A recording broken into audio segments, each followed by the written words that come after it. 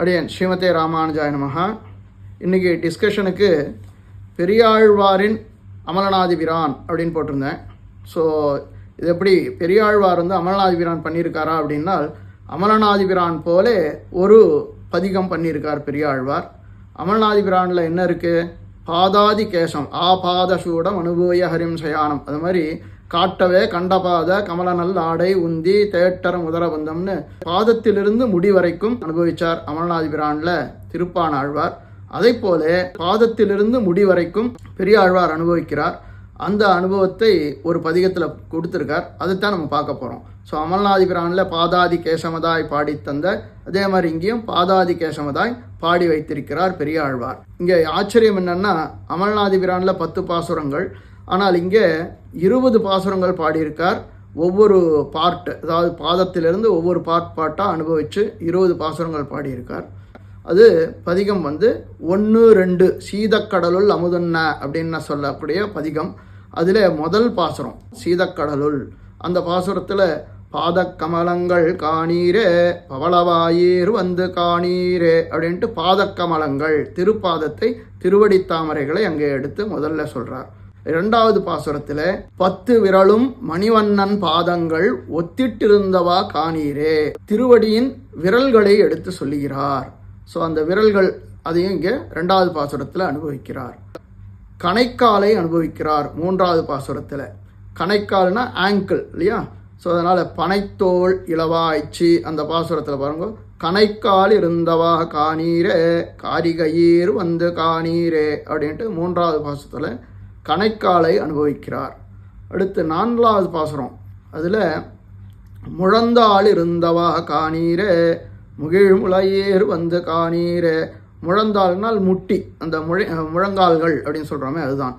முழங்கால்களை அனுபவிக்கிறார் அங்கே 4வது பாசுரம். 5வது பாசுரத்தில் குரங்குகளை காணீரே குவிமுளையேர் காணீரே. குரங்குகள்னால் என்னென்னா திருத்தொடை, தொடையின் அழகை பாருங்கோள் அப்படின்னு சொல்கிறார். திருத்தொடை, அதுதான் குரங்குகளை காணீரே குவிமுளையேர் காணீரே.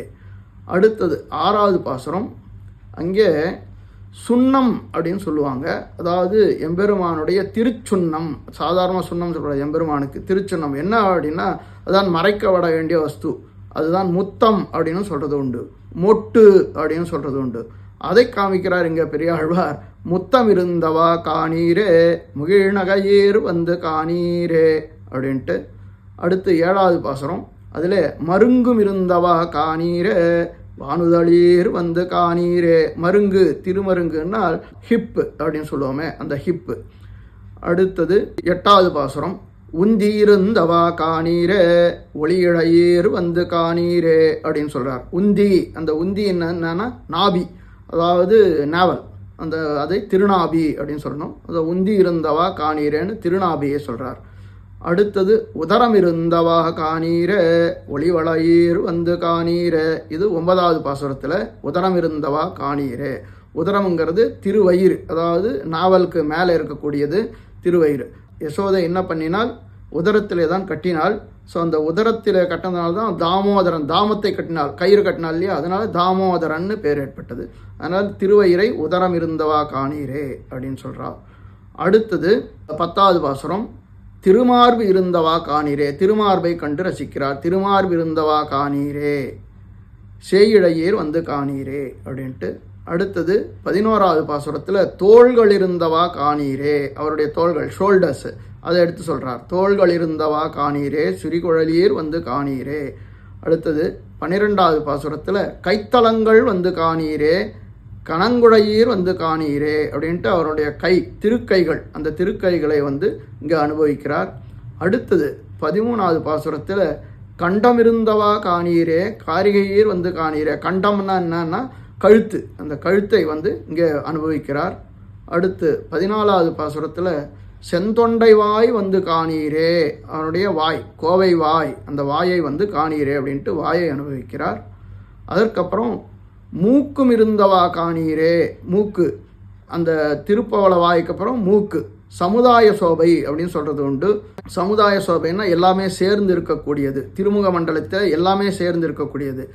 வாக்கும் நயனமும் வாயும் முறுவலும் மூக்கும் இருந்தவா காணீரேன்னு அனுபவிக்கிறார் 15வது பாசுரத்தில் சமுதாய சோபை. அடுத்தது 16வது பாசுரத்தில் கண்கள் இருந்தவா காணீரே. இப்போது முகத்தை ஃபுல்லாக அனுபவித்தது, இப்போது ஒவ்வொன்றா திரும்ப அனுபவிக்கிறார். அதாவது அவயவ சோபை அப்படின்னு சொல்கிறது உண்டு. இதை கண்கள் இருந்தவா காணீரே அப்படின்ட்டு அடுத்த பாசுரம் 17வது பாசுரம் புருவம் இருந்தவா காணீரே, பூன்முளையீர் காணீரே அப்படின்ட்டு 17வது பாசுரம்.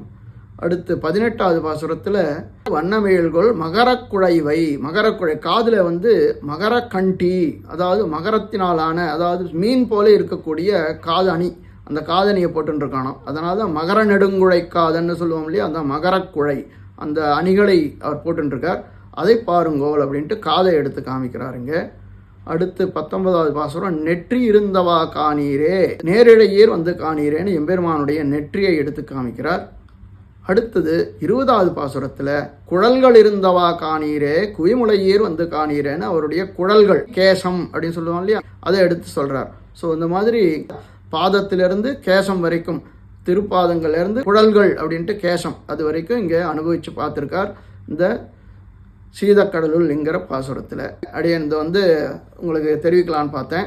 அமலநாதி பிரானில் எப்படி பாதாதி கேசமாய் திருப்பானாழ்வார் அனுபவித்தாரோ அதே மாதிரி பாதாதி கேசமாய் கண்ணனை அனுபவிச்சிருக்கிறார் பெரியாழ்வார். ரொம்ப அற்புதமாக 20 பாசுரங்களில். ஸோ 20 அவயவங்களையும் எடுத்து காண்பிச்சு, ஸோ அப்படி இருக்கக்கூடிய 20 பாசுரங்கள் பார்த்தோம். இப்போ அதுக்கு பலன் சொல்லி முடிக்கிறார் பாருங்கோ. சுருப்பார் குழலி யசோதை முன் சொன்ன திருப்பாத கேசத்தை தென்புதுவைப்பட்டன் விருப்பால் உரைத்த 20 உரைப்பார் போய் வைகுந்தத்தொன்றுவர் தாமே அப்படின்ட்டு இந்த திருப்பாத கேசத்தை சொன்ன அப்படின்னா விருப்பால் உரைத்த, விரும்பி அவர் சொன்னது 20 21 பாசுரங்கள் மொத்தம். இதை உரைப்பார் போய் வைகுந்தத்தொன்றுவர் தாரே, வைகுந்தத்திலே ஏறுவர்கள், வைகுந்தத்திலே சென்று சேர்வர்கள் அப்படின்ட்டு வைகுந்த பதவி கிடைக்கும்னு பலன் சொல்லி முடிக்கிறார் ஆழ்வார். ரொம்ப அற்புதமான 20 பாசுரங்கள் அமலநாதி பிரான் பை பெரியாழ்வார் அப்படின்ட்டு தலைப்பில் நம்ம இது பார்த்தோம். அடியேன் இதெல்லாம் உங்களுக்கு புரிஞ்சிருக்கும்னு நினைக்கிறேன். அடியேன் ஸ்ரீமதே ராமானுஜாய நமஹா. கண்ணன் திருநட்சத்திரத்தை நல்லா அனுபவித்து நம்ம கொண்டாடுவோம். அடியேன்.